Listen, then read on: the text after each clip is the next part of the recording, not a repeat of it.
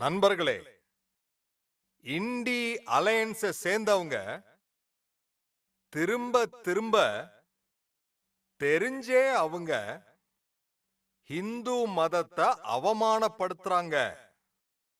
ஹிந்து மதத்துக்கு எதிரா இவங்களோட எல்லா ஸ்டேட்மெண்ட்டுக்கு ரொம்ப யோசிச்சு சொல்றதா தான் இருக்கு.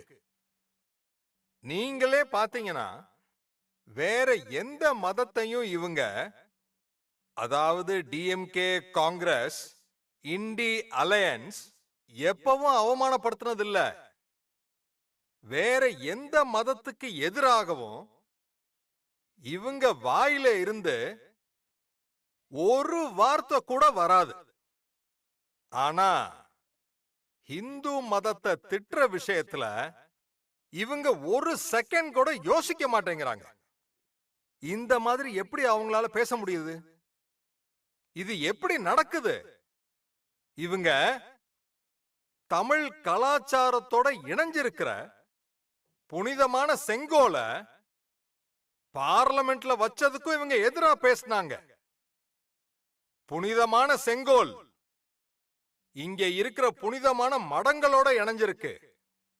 அதனால இவங்க நல்லா தெரிஞ்சு அதையும் இவங்க அவமானப்படுத்துறாங்க.